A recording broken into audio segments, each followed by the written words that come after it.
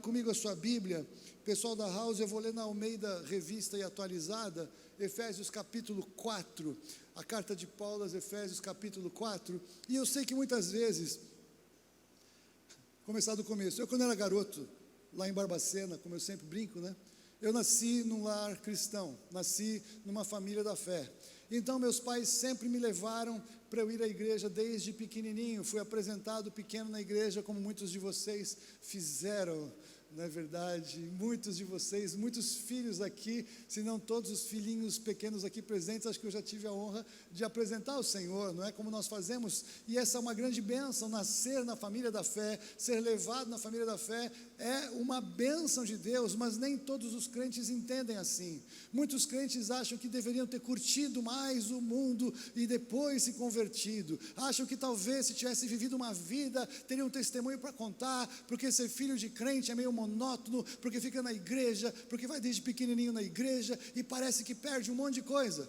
E aí a gente percebe o quanto o diabo já começa mentindo desde pequeno. Ele já vai enfiando um monte de mentiras na cabeça de crianças que tem a bênção de nascer no lar cristão, que tem a bênção de receber a oração dos seus pais, que tem a bênção de conhecer a Bíblia desde pequenos, e muitos desprezam esse conhecimento porque acham que o mundo tem alguma coisa para oferecer, e o mundo tem muita coisa para oferecer: morte, destruição, problema, tragédias, consequências para a vida para sempre, enquanto estão na terra. Não é para sempre no céu, porque os convertidos a Cristo no céu serão livres das consequências. Louvado seja o nome do Senhor, porque o Senhor perdoa todos os pecados e Ele apaga de nós as transgressões. Mas aqui no planeta Terra nós temos que lidar com consequências de erros nas nossas vidas, alguns mais graves, outros menos graves, porque embora o Senhor nos perdoe, Ele não vai reverter uma situação estabelecida. Aqui no planeta Terra, tudo que o homem semear, isso também vai ceifar e vai colher. Isso pode ser uma grande bênção, isso pode ser um grande problema, depende das sementes. Muitos de nós tomamos decisões erradas, muitos de nós nascemos no lar cristão, mas desprezamos a bênção do pai e da mãe, desprezamos o ensinamento do pai e da mãe, e isso tem consequências na vida também. Mas por outro lado, nós que nascemos e valorizamos as bênçãos que há na boca do pai e da mãe, nos alcançam, nos protegem e nos conduzem ao longo da vida. Então todos nós temos que decidir o que faremos com a bênção de ter nascido no lar cristão ou de não ter nascido no lar cristão. Mas o Senhor, Ele tem um conserto para quem desprezou, para quem não nasceu no lar cristão, que é um dia encontrar Jesus Cristo e ser nascido pela fé na família do Senhor, e nascer agora na família de Deus. Nascer de novo é uma bênção, porque é uma nova oportunidade, é um novo começo, é uma graça do Senhor, é um favor do Senhor. Então você não vira crente algum dia, você decide crer e se torna filho de Deus pela fé, é enxertado na família da fé. Você agora tem uma nova natureza, você agora tem uma nova identidade. A vida de Cristo está sobre você, o perdão dos pecados está sobre você, a graça para consertar bobagens e besteiras do passado antes de conhecer a Cristo começam a entrar em operação, e o Senhor pode, pela sua graça, atenuar muitas coisas que acontecem antes, cada um na sua idade, cada um na sua cronologia, quando chegam a Cristo. Mas então a igreja de Jesus Cristo é, na verdade, o corpo de Jesus Cristo. O corpo de Jesus Cristo, que tem Jesus Cristo como cabeça.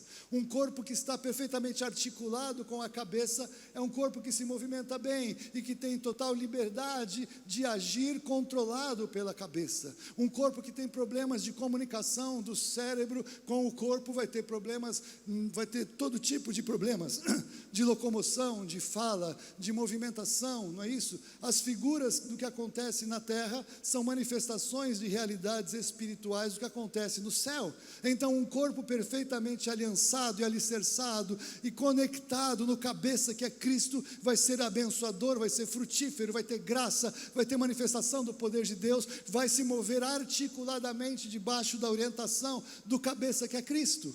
Um corpo desarticulado é uma loucura, mas existem corpos corpos hoje que se dizem igrejas de Jesus Cristo e estão desconectados de Jesus Cristo, que é o cabeça. Então pode ser religião crente, pode ser uma igreja protestante, pode ser uma igreja de qualquer denominação que seja, mas não está saudável quando não está conectada ao cabeça, que é Cristo, se é que algum dia realmente esteve conectado.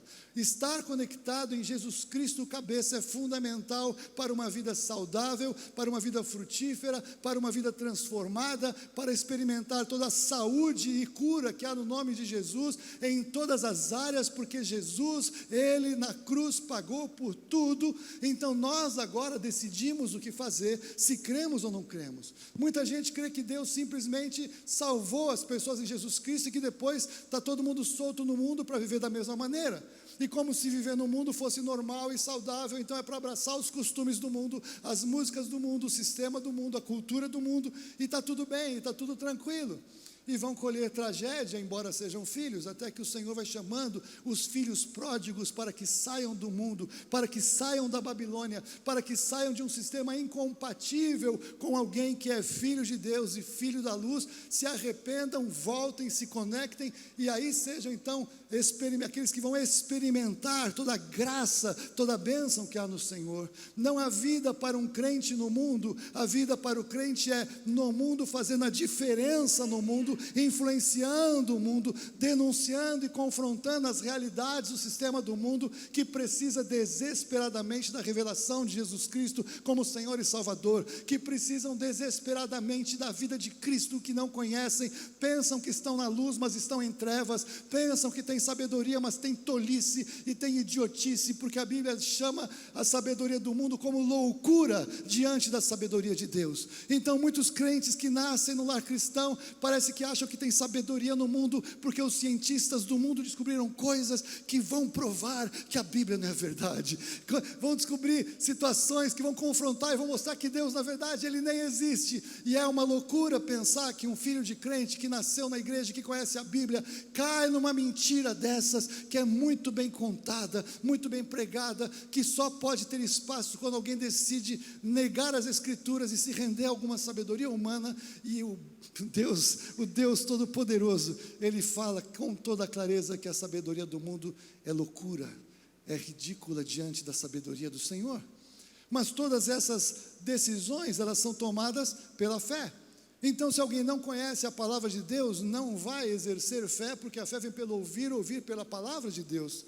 Tem pessoas que conhecem a religião evangélica, frequentam o clube crente, vão na igreja, ouvem o louvor, gostam do louvor, mas não tem tempo para ler a Bíblia, não tem tempo para fazer parte de algum dos grupos em que se ensina a Bíblia, não tem interesse em ser discipulado, nem aprofundar mais a sua experiência com o Senhor, e fica numa camada tão superficial e escorregadia, que ela é muito perigosa para tomar decisões contrárias à palavra de Deus, porque parece até que o politicamente correto é o certo e algumas coisas da palavra de Deus estão erradas. Olha o momento que nós estamos vivendo da igreja de Jesus, olha o momento do mundo que nós estamos vivendo. Nós que somos Jesus Cristo, nós temos que saber que nós é que temos a resposta, não porque nós merecemos, não porque nós somos os certos, não porque nós somos os sábios, mas porque nós conhecemos a verdade, nós conhecemos o Senhor, nós sabemos agora quem somos e o Senhor nos revela como olhar para este mundo que jaz no maligno. Então o nosso papel no mundo é fazer a diferença, é influenciar as pessoas, é estar cheios da palavra, cheios de fé, porque cheios da palavra e cheios de fé, nós podemos fazer a diferença e alcançar as pessoas ao redor, podemos guardar a nossa fé, independentemente da pressão, da ameaça, do confronto que venha, porque cada vez mais virá, mas se estamos alicerçados na palavra do Senhor, que é a rocha da nossa salvação, se nós estamos firmados em Jesus Cristo, que é o Senhor e o nosso Salvador, não temeremos nada do que está por vir, e tem muita coisa que está por vir nos últimos dias. É fundamental saber em quem cremos, no que cremos e por que cremos, e estar prontos para rejeitar qualquer coisa, ainda que considerada científica pela humanidade, que seja contrária à palavra de Deus. O Senhor Deus, Ele é o Criador da própria ciência, louvado seja o nome do Senhor. A ciência é atributo de Deus, então a ciência que é contrária à palavra de Deus é tolice, será destruída em pouco tempo pelo conhecimento humano posterior. É claro que o conhecimento humano evolui, anda e caminha, mas ele sempre joga fora o que foi considerado muitas vezes científico algum tempo atrás. Mas a palavra do Senhor permanece eternamente. A palavra do Senhor é eterna. A Bíblia não precisa ser atualizada, a Bíblia é atual. A Bíblia é mais atual do que o jornal ou que as notícias de amanhã. A Bíblia é eterna, louvado seja o nome do Senhor. O Senhor revela na palavra tudo que já aconteceu e tudo que vai acontecer, inclusive na nossa perspectiva, porque Ele sabe, Ele é Senhor, Ele anuncia o fim desde o princípio. Não há outro lugar em que você e eu possamos colocar a nossa confiança que não seja na palavra de Deus. Então, na palavra de Deus, nós precisamos crescer e desenvolver a nossa fé. Então, esse texto de Efésios 4, que eu quero compartilhar com vocês a partir do versículo 10, nós encontramos Paulo falando alguma coisa. Jesus Cristo, que é aquele que desceu, é também o mesmo que subiu acima de todos os céus, tem mais céus do que a gente pensa, para encher todas as coisas. Jesus Cristo preenche, completa e traz sentido para todas as coisas. Ele mesmo concedeu uns para apóstolos, outros para profetas, outros para evangelistas e outros para pastores e mestres, com vistas ao aperfeiçoamento dos santos. Quem são os santos? Quem são os santos? Eu sou santo, cara. Pergunta para minha mulher se eu sou santo. Às vezes ela quer me jogar pela janela. Por isso que eu não moro mais em prédio de apartamentos, mais seguro. Mas sabe uma coisa? Eu sou santo em Jesus Cristo, porque Jesus me fez santo, Deus me vê santo, Ele me trata assim, Ele me chama assim. As cartas de Paulo, as cartas de Pedro, as cartas às igrejas, eles começam aos santos, aleluia. Então você pode dizer sim, você é santo, eu sei que você luta contra o pecado, mas a sua posição em Cristo é que você é santo, é para você esse texto. Então, o Senhor, Ele preparou apóstolos, profetas, pastores, mestres e evangelistas para aperfeiçoamento dos santos. Os santos são aqueles que fazem parte da igreja, somos nós, para desempenho do seu serviço, do seu ministério ao Senhor, para a edificação do corpo de Cristo, pode virar, obrigado, até que todos, quantos são todos? Quantos ficam fora de todos? Nenhum. Então, até que todos os santos cheguemos à unidade da fé e do pleno conhecimento do Filho de Deus, à perfeita varonilidade, à medida da estatura da plenitude de Cristo, para que não mais sejamos como meninos agitados de um lado para o outro e levados ao redor por todo vento de doutrina, pela artimanha dos homens, pela astúcia com que induzem ao erro. Queridos e queridas, nós vemos tempo como nunca em que artimanhas, em que enganos, em que mentiras estão sendo pregadas como se fossem do Senhor, como se fosse da palavra, como se fosse verdade, artimanhas e astúcias que o Senhor nos disse com clareza que se manifestariam nos últimos dias. Não é que teve um bando de gente que conseguiu fundar uma seita secreta, sigilosa, e se decidiram infiltrar, e decidiram contaminar toda a igreja, e Deus está lá conversando com os anjos, está olhando para o universo, e ele foi pego de surpresa, e fala, nossa, como é possível que isso aqui aconteceu na minha igreja? Ele sempre soube que seria assim, Ele nos anunciou que seriam assim, desde o início da igreja primitiva isso acontece, falsos mestres, falsos apóstolos, falsos profetas, falsos pastores, sempre existiram, nunca foi Deus pego de surpresa, Ele pelo contrário adverte o que nós temos que nos preparar para confrontar, para saber em quem cremos, para que a nossa confiança não esteja depositada no pastor, no apóstolo, no bispo, mas a nossa confiança está em Jesus Cristo. Vocês não devem confiar nem em mim, nem na Fulvia, nem em quem prega neste altar, mas você tem que confiar quando estamos pregando de acordo com a palavra de Deus. Cheque que o que é pregado aqui é de acordo com a palavra de Deus. Nós somos zelosos com isso. Eu zelo por quem sobe neste púlpito para pregar, mas você precisa ter o mesmo zelo com a sua vida, com a sua eternidade. Você precisa conhecer a Bíblia para olhar e saber se o que está sendo pregado está de acordo com a palavra de Deus. Por isso você tem que ler, estudar, crescer, aproveitar os recursos que a gente procura oferecer como igreja para você crescer na fé e crescer no fundamento de onde está apoiada a sua fé, que não pode ser em pessoas, mas tem que ser na palavra, a palavra que revela Jesus Cristo, a palavra eterna de Deus. Então vemos dias assim, dias complexos, cada vez mais complexos, dias em que muitas vezes os pastores e líderes com mais visibilidade, parece que são aqueles que estão algumas vezes falando uma coisa tão contrária à palavra de Deus, que a gente fica estarrecido, a gente fica chocado. É por isso que antigamente, quando eu era criancinha lá em Barbacena, né, era mais fácil, porque tinham poucas igrejas, né, locais, aqui em São Paulo, lá em São Paulo mesmo, onde eu morava, onde eu cresci, então era mais fácil o pastor falar: olha, não vai naquele evento, olha, não vai naquela igreja daquele pastor, olha, cuidado com aquela denominação. Era mais fácil o pastor cuidar das ovelhas, apontando os perigos. Hoje cada crente está a 3 cliques de uma heresia absurda, no silêncio da casa dela. O pastor aqui não vai nem ficar sabendo. Então entenda, o pastor Google, ele não quer o seu bem. Normalmente as primeiras ofertas de busca, quando você pergunta alguma coisa, são de seitas, são de coisas esquisitas. Parece legal, e tem muito crente que acha que está tudo bem, que o Google se converteu e que quer ajudar a gente a achar pregações boas e igrejas boas. Não é verdade, não é verdade. É um sistema por trás de engano.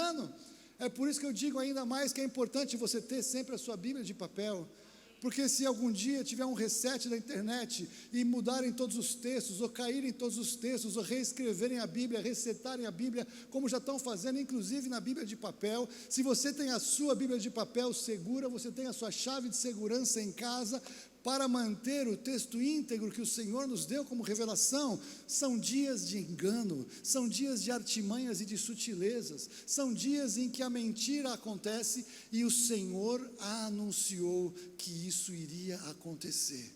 Louvado seja o nome do Senhor. Ele mandou escrever séculos atrás, porque o Senhor reina. Então, quando essas pessoas se levantam para afrontar Deus, para afrontar a palavra de Deus, para transformar a verdade de Deus em mentira, para zombar de Jesus Cristo, Senhor e Salvador, para zombar do Evangelho, quando eles fazem isso achando que estão fazendo algo contra Deus, eles estão cumprindo a palavra do Senhor acerca deles. Louvado seja o nome do Senhor. Eles estão cumprindo o que Deus disse que eles fariam. Agora, o que é um absurdo é um crente cair neste engano, um crente em Jesus Cristo cair nessa cilada que Deus advertiu que iria acontecer, porque decidiu não gastar tempo a ler a sua Bíblia e preferiu ler as suas mídias sociais, decidiu ler os e-books, decidiu gastar tempo com um monte de outras coisas. Então não tinha tempo para ler a Bíblia, porque estava muito ocupado, porque estava muito cansado. E quando vierem essas artimanhas de uma maneira ainda mais intensa, ou deixarem de ser artimanhas e passarem a ser confronto armado, se você crê nisso, você vai ser preso. Se você desobedecer essa regra, você vai para a cadeia. Se você não fizer o que o governo está mandando, você vai ser morto. Quando chegar nessa hora, não vão ter força para resistir, porque não sabem em quem crer, não sabem no que crer, não sabem qual é o fundamento da sua fé. Você está entendendo o que eu estou falando? Então, quando o Senhor estabeleceu na sua igreja apóstolos, pastores, mestres, evangelistas e profetas para conduzir a todos à unidade da fé, o Senhor colocou manifestações diferentes de revelar Jesus Cristo, autoridades espirituais diferentes para falar acerca do Senhor, modos diferentes de aproximar cada um de nós da palavra de Deus e da revelação de Jesus Cristo, com o propósito de nos conduzir à unidade da fé e ao pleno conhecimento de Jesus Cristo. Olhando para a igreja de Jesus, você acha que nós já chegamos nesta estatura? Ainda não. É por isso que o ministério apostólico não está extinto, e o ministério profético não está extinto ainda, porque ainda não cumpriu o que o Senhor disse para o que Ele trouxe estes ministérios como bênção para a igreja, como bênção para o corpo, como saúde para o corpo de Cristo.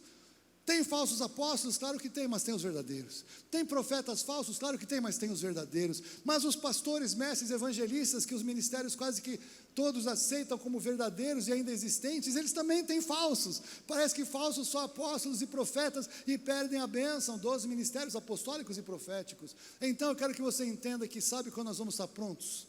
João nos revela isso na sua primeira carta. Naquele dia, quando Cristo se manifestar, seremos semelhantes a Ele, porque haveremos de vê-lo tal como Ele é. Aleluia. Naquele dia se completa a obra que o Senhor está fazendo em cada um de nós. Por enquanto você é uma pessoa em obras, eu também sou, nós somos pessoas em obras ainda inacabadas, porque o Senhor está trabalhando em nós.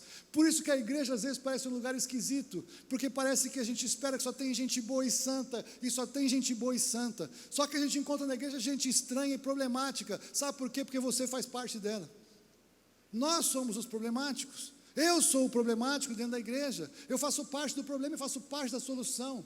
Quanto mais cheio do Espírito Santo eu estou, quanto mais obedecendo a palavra que eu quero ser e quero fazer, eu vou ser menos problemático e mais bênção. Isso se aplica a todos nós. Quanto mais nós aceitamos a obra do Senhor em nós, melhores crentes seremos, mais abençoadores seremos. E aquela parte ruim nossa, a nossa velha natureza, que às vezes quer gritar e quer se manifestar, ela é tirada, ela é extirpada, ou ela é sufocada. E aí nós vamos ter um ambiente ainda melhor dentro da igreja do que nós já temos.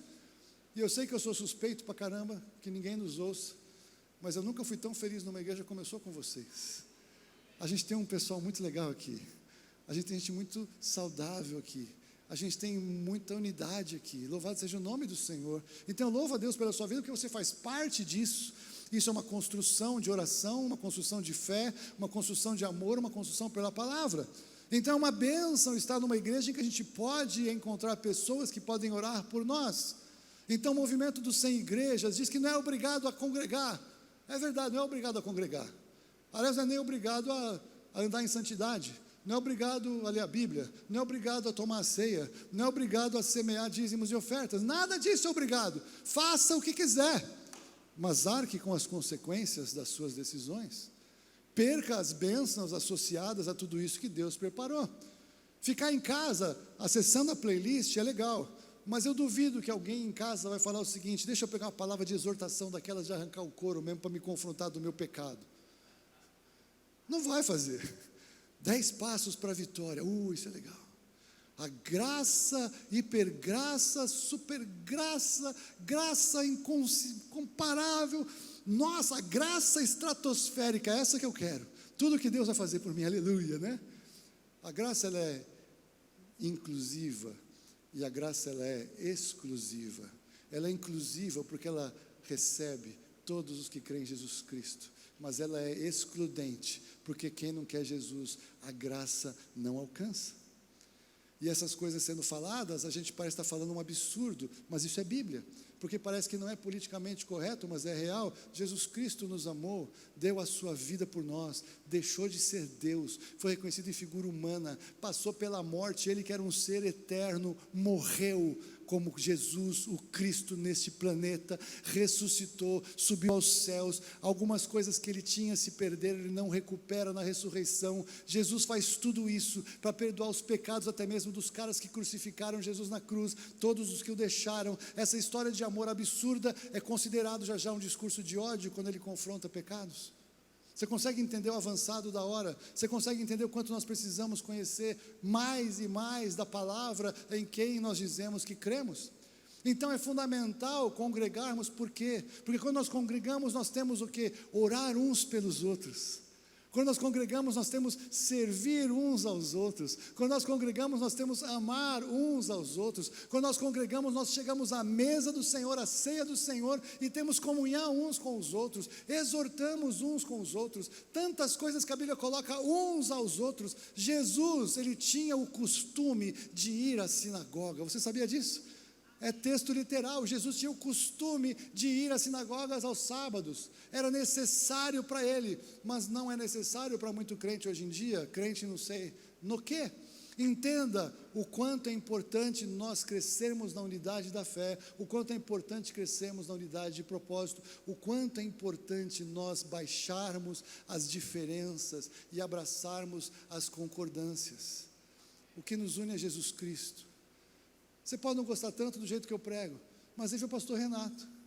Você pode não gostar tanto de mim dele, mas aí vem o David. Você pode não gostar de nós três, aí vem a pastora Fúvia, aleluia. Ou vem o pastor Paulo, ou vem aqueles que pregam, o pastor Eberson, aqueles que fazem parte deste púlpito. Então nós temos várias manifestações, dons diferentes, trazidos da parte de Deus para a nossa edificação. E é importante o que você está aqui. Todo mundo que estava lá fechado, quando a gente estava no meio da pandemia, que não podia ter culto presencial, quando entravam aqui, eu nunca vou esquecer a Gina, do domingo que ela veio, eu estava aqui assim, no louvor assim, ela entrou, ela passou ali pela porta assim, alegria de congregar, eu estava aqui, você está entendendo? a alegria quando estamos juntos, a unção quando estamos juntos. O que você sente aqui de gostoso num culto como esse, não é ar-condicionado, nem as cadeiras que tem problemas, mas é o seguinte, é a presença do Espírito Santo, é a unção do Espírito Santo. Às vezes eu me sinto, quando eu estou pregando como hoje, como se eu estivesse em meio a águas, sabe assim?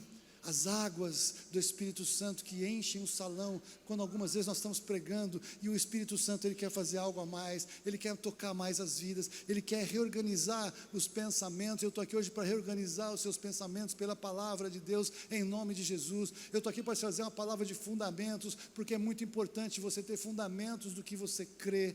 Vir na igreja não é vir no prédio, vir na igreja é vir na reunião dos santos. E a reunião dos santos é o organismo mais poderoso neste mundo hoje, porque é através dos santos que há salvação eterna, é através dos santos que há cura, é através dos santos que a pregação do evangelho e da verdade, é através dos santos que o amor de Cristo é propagado, é através dos santos que a intercessão muda o céu, muda a terra, muda todas as coisas, é através do nosso ajuntamento, é quando estamos juntos que o Senhor ordena a sua bênção para sempre. A unção do Senhor desce sobre nós, porque nós estamos 2 ou 3 reunidos no nome do Senhor Jesus, e aqui Ele está, enquanto estamos reunidos, para tocar a sua vida, para tocar o seu coração, para quebrantar aspectos que você tem, que precisam ser mudados e que Ele sabe. Então Ele usa quem prega, para pela pregação, tocar o seu coração com a fé. A fé só pode vir pela palavra de Deus. Fé não é fé quando a gente acredita em qualquer outra coisa, é crença. Fé é só pela palavra, não existe fé fora da palavra. Então, quando nós não conhecemos a palavra, nós não exercemos fé, exercemos pensamento positivo, exercemos concordância com o pensamento dominante, confiamos em governantes, confiamos em líderes, confiamos em um monte de gente que fala coisa que parece coisa com coisa, mas se não checamos pela palavra, é crença e é confiança em pessoas. Confiança em seres humanos é uma coisa muito perigosa, porque os homens são falíveis e são errados, e mesmo pessoas bem intencionadas podem eventualmente cometer juízos equivocados.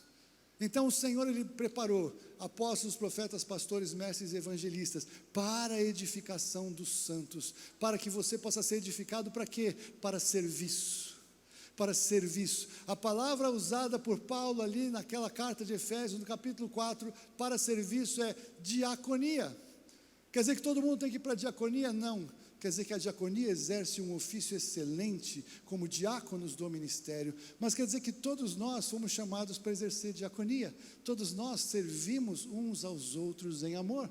O ministério que nós oferecemos a Deus, ministério parece que, hoje em dia ministério é ter um prédio, ter uma rede de televisão, ter um avião, ter uma frota de carro. Isso é um ministério próspero. Talvez nem seja ministério.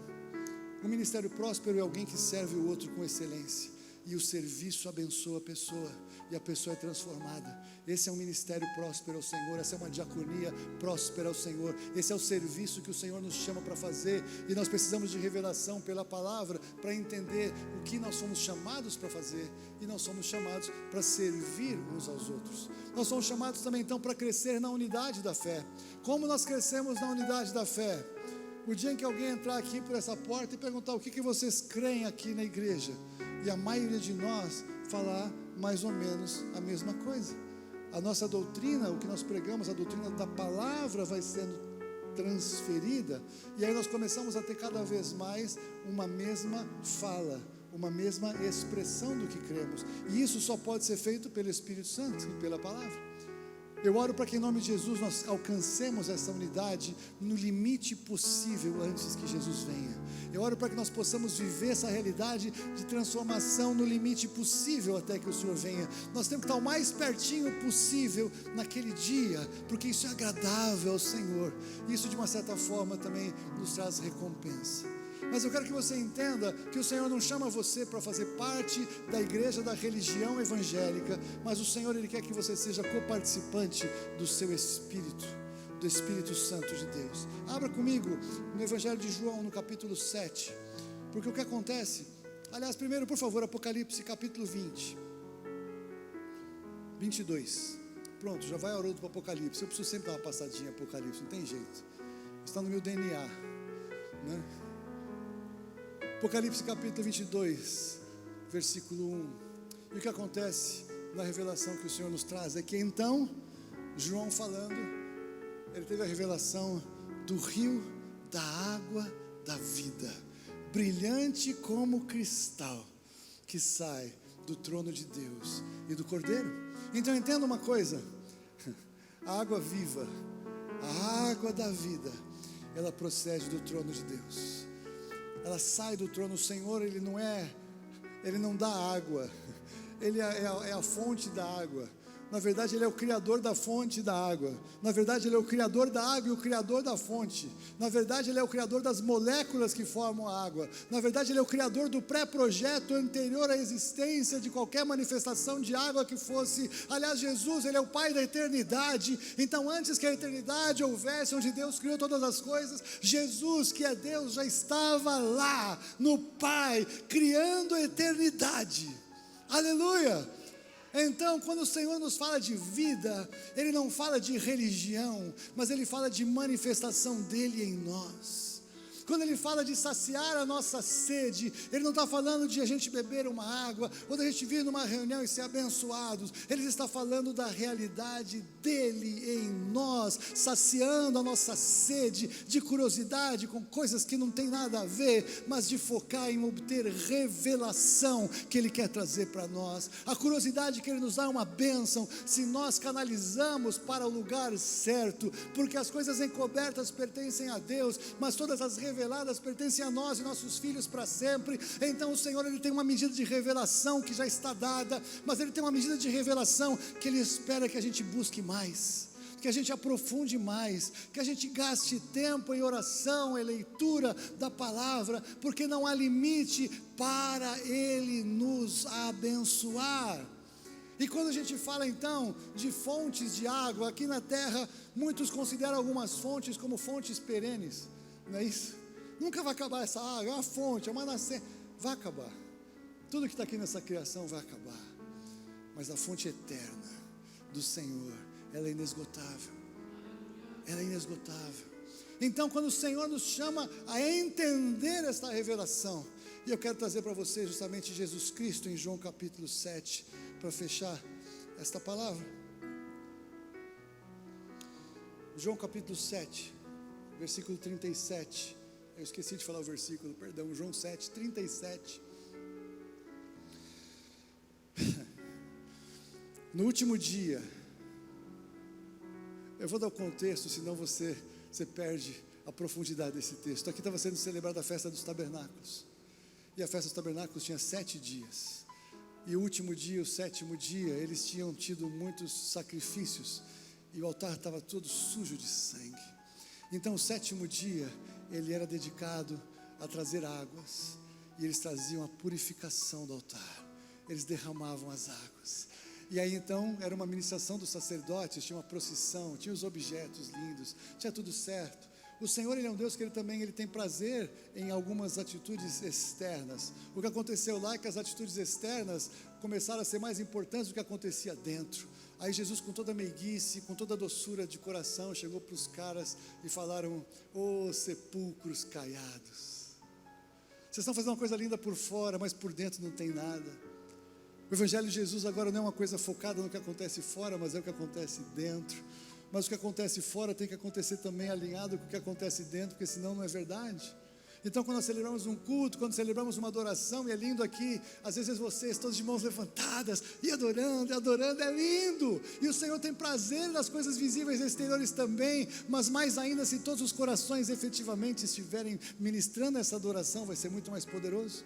E aí vai acontecer um dia aqui, como aconteceu com Salomão quando ele inaugurou o templo, a glória do Senhor encheu o lugar, e ninguém conseguia ministrar, aleluia. A glória do Senhor encheu o lugar, e as pessoas não conseguiam ficar de pé diante do Senhor, porque tem que se prostrar diante do Senhor quando Ele se manifesta, porque tem que quebrantar o coração diante dEle quando Ele vem, porque ninguém consegue ficar em pé na sua arrogância ou na sua falsidade quando o Senhor vem. Eu oro a Deus para que a gente experimente cultos assim, em que eu talvez estiver no meio pregando, a Fulvia estiver ministrando, a gente não consiga terminar o culto, porque a glória do Senhor enche esse lugar. não um fogo estranho de manipulação, mas uma realidade insustentável para quem quer que seja, que sabe do que estamos falando. Presença do Senhor, presença do Senhor, a glória do Senhor, a vida do Senhor, os rios de águas vivas do Senhor enchendo os corações. É isso que nós sonhamos, é isso que nós oramos, é isso que nós vamos viver como igreja em nome de Jesus. Eu não estou falando, estou profetizando, vamos viver como igreja em nome de Jesus. Então você imagina aquela cena, todas as pessoas estão ali naquela coisa linda, 6 dias de festa, estão no último dia da grande festa, e os sacerdotes estão trazendo a água para purificar, para limpar o altar do sangue derramado. Então no último dia, o grande dia da festa, levantou-se Jesus. Todo mundo olhando a água nos sacerdotes, nas talhas dos sacerdotes, todo mundo esperando a atividade, cumprindo o ritual do 7º dia daquela festa. E o Senhor Jesus, todos pensando em água. Aí o Senhor Jesus se levanta. Você imagina que loucura, que ousadia, que unção, que poder Ele levantar naquele lugar, naquele dia. Jesus, que muitos falavam que era um farsante, já estavam discutindo para matar. Se alguém tem sede, venha a mim e beba. Aleluia! Você está entendendo o que Ele falou naquele lugar? Você está entendendo a audiência que estava com ele? Você está entendendo os sacerdotes, o que estava acontecendo naquele lugar? Pode virar. Quem crer em mim, como diz a Escritura, do seu interior fluirão rios de água viva. Pode virar. Isso Ele disse com respeito ao Espírito que haviam de receber os que nele crescem, pois o Espírito até aquele momento não fora dado, porque Jesus não havia ainda sido glorificado. Então aquele era um tempo anterior à nova aliança, aquela era uma sombra de verdades espirituais que nos dizem respeito. Aquele povo, eles eram zelosos, e parecia uma loucura que um povo atrapalhado como os gentios pudesse de alguma maneira ser portadores da glória do Senhor, pudessem ser portadores do rio de água viva do Senhor, pudessem ser ministros do Senhor, pudessem fazer parte da obra do Senhor. Era uma loucura para eles que nós pudéssemos ser úteis, porque nós éramos todos atrapalhados. Quando o Senhor Jesus fala da grande ceia, e Ele fala a nosso respeito, Ele fala os coxos, os aleijados, os atrapalhados, os caídos pelo caminho, e aqueles somos nós. Era assim que nós estávamos quando o Senhor não alcançou com a pregação do Evangelho. Esta é a figura de estarmos um dia na casa do Senhor, na celebração das bodas do Cordeiro. Nós agora temos acesso, e o Senhor Jesus chega a dizer para aqueles: olha, os últimos serão os primeiros. Nós chegamos depois, e nós podemos fazer parte. Louvado seja o nome do Senhor. Que coisa impressionante. Então entenda a figura. Quando nós fazemos uma celebração como essa, quando estão todos os músicos aqui, estão os cantores aqui, e a gente tem que ter muito temor para cantar aqui, para tocar aqui, para ministrar aqui, porque nós estamos num lugar muito sério. Eu louvo a Deus pelo coração dos que servem conosco aqui, porque nós não temos músico profissional nessa igreja, glória a Deus, todos fazem parte conosco, não é músico contratado para tocar, mas eles me chamam de pastor, não porque sou eu, mas porque eu sou o pastor da igreja. Eles pedem oração, eles falam da vida, os backs, os que ministram, porque é muito sério fazer isso aqui, ministrar adoração aqui. Esse é um lugar sério. Ore por nós que ministramos louvor, ore por todos que ministram aqui. Não fica só, você não faz parte de um show, você faz parte de um culto, de uma adoração, todos juntos com eles. Mas entenda que naquele dia, quando você lê Apocalipse capítulo 4, Apocalipse capítulo 5, e há uma descrição da glória do Senhor, entenda que isso aqui que nós estamos fazendo sempre, todos os domingos, é um ensaio do que nós vamos viver naquele dia. Um dia vai ser, acho que um dia vai ser todo mundo junto. Por figura, ali está o trono. O trono não é de quem está aqui, ó. O trono não é do ministro. O trono não é do cantor gospel. O trono não é de alguém que chega aqui e conduz. O trono está lá. E nós estamos aqui ministrando juntos com vocês para lá. E aquele lugar é glorioso. As descrições do trono do Senhor falam de um arco-íris gigantesco que envolve. Fala de anjos, de arcanjos e seres viventes, 24 anciãos, um mar como de cristal. fala de coisas assim que nós não conseguimos entender, porque é pegar uma figura gloriosa e transformar no pálido português, para a gente entender uma coisa que é inexplicável, que não dá para ser traduzido em palavras. Esse é o lugar que João viu, é o lugar que Isaías viu, é o lugar que Ezequiel viu, é o lugar que Adão provavelmente teve algum acesso antes da queda, durante o fim da criação, junto com ele e Eva. E esse lugar é o lugar em que você e eu somos chamados para estar, que nós jamais poderíamos sonhar em adentrar naquele lugar, mas naquele dia, nós que lavamos as vestes no sangue do Cordeiro, nós teremos acesso àquele lugar pelas portas. Nós não entramos escondido, nós não entramos porque alguém facilitou para a gente fazer parte, nós vamos entrar pelas portas. Louvado seja o nome do Senhor. E aquela adoração incompreensível, aqueles sons que o ouvido humano não consegue captar, a gente consegue captar algumas frequências quando adoramos. Alguns que têm ouvido absoluto humano conseguem captar mais, mas ainda assim é o corpo limitado pela queda. Ali há sons, há escalas que nós não alcançamos, ali há cores que nós não conhecemos, porque as cores são vistas pela reflexão da luz. Aqui onde vivemos tem trevas ainda, o mundo jaz no maligno, mas naquele lugar que tem a luz do Senhor, nós veremos todas as cores que o Senhor criou.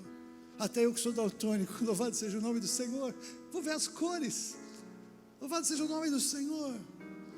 A gente não imagina o que é aquilo, e aí no meio daquela glória toda, o trono do Senhor abre uma comporta gigantesca embaixo, e sai o rio da vida. Água suficiente para salvar todos, água suficiente para lavar os pecados de todos, água suficiente para purificar a vida de todos. E aquele rio sai, e não tem fim, a luz não se apaga, não tem dia, não tem noite, porque a glória do Senhor ilumina aquele lugar. E todos nós, com novas vestes, com novos corpos glorificados, nós diante do Senhor vamos cantar: digno ao Cordeiro que foi morto e que com seu sangue comprou gente de toda tribo, língua, povo e nação. É por isso que eu odeio o racismo, é por isso que eu odeio o preconceito de qualquer forma que seja, contra qualquer etnia ou raça que seja, porque Jesus pagou o mesmo preço por todos, e naquele dia Ele faz questão de deixar claro que no céu tem gente de toda tribo, língua, povo e nação, todos pagos, lavados pelo sangue do Cordeiro. E não está todo mundo igualzinho não, está cada um na sua origem, transformado na sua origem, senão Ele não ia descrever que era todo povo, língua e nação, ia falar que era todo mundo igual. Sabe por que nós somos todos iguais nos céus? Porque foi pago o mesmo preço, o sangue de Jesus Cristo. Querem dizer que nós somos todos iguais? Não somos todos iguais, somos todos diferentes, mas temos o mesmo preço, o mesmo valor dado por Jesus Cristo. Mas enquanto não chegamos lá, o trono do Senhor jorra água, e a água é o Espírito Santo de Deus. Nós podemos entender que o Espírito Santo são os 7 espíritos de fogo que estão à frente, e é verdade, concordo que sim, é uma das manifestações do Espírito Santo. Mas uma das manifestações do Espírito Santo, pelas palavras de Jesus, é águas vivas jorrando do nosso interior. De onde vêm as águas vivas que jorram do nosso interior? Vem do trono de Deus. O trono de Deus, a revelação do Espírito Santo em nós, a vida do Espírito Santo em nós. Nós podemos e devemos fluir esses rios de águas vivas. Fomos chamados pelo Senhor para fluir rios de águas vivas. E sabe de uma coisa? Nem você nem eu podemos fluir rios de águas vivas. A gente pode saber versículos de cor, a gente pode saber sermões de cor, a gente pode conhecer doutrina, a gente pode conhecer verdades espirituais, a gente pode compartilhar, e tudo isso vai ser uma grande bênção, porque tem poder na palavra. Mas nós não podemos mover em unção se nós não estivermos conectados no trono. Não há rios de águas vivas fluindo de nós se nós não estamos conectados naquele que é a fonte da água viva. Não há água viva para nós compartilharmos se nós estivermos desconectados do trono. Então no trono não está o Salvador, no trono está o Senhor. Deus não é seu servo, Deus não é meu servo, Deus não faz o que você quer na sua oração. Deus não obedece os seus caprichos gospel. Deus não faz as coisas na hora que você quer. Deus faz as coisas nos tempos dele, porque ele é o Senhor e nós somos os servos. Ele é nosso dono, ele nos comprou, fomos comprados por preço. Então ele nos chama para sair do mundo, nos chama para sair do sistema do mundo, para estabelecer o seu reino. E quando nós estabelecemos o seu reino, sabemos que trono fazemos parte, sabemos que sistema fazemos parte. E você não faz parte do ministério cristão Alfa e Ômega, você faz parte do corpo de Cristo. Isso é o que importa. A placa de igreja é um mero detalhe, é para saber o endereço, para saber o que a gente crê. Pouco importa a placa desta igreja, se não for a igreja de Jesus Cristo. A placa que importa é os lavados pelo sangue do Cordeiro, porque esses têm acesso naquele dia pelas portas. Meu querido e minha querida, você entende como é importante fazer parte? Como é importante crescer na palavra? Como é importante congregar? Como é importante ouvir? Como é importante fazer parte uns dos outros? Uns ministrando aos outros. O Senhor ordena a sua bênção, é aqui, na reunião dos santos. Não no prédio, na reunião dos santos.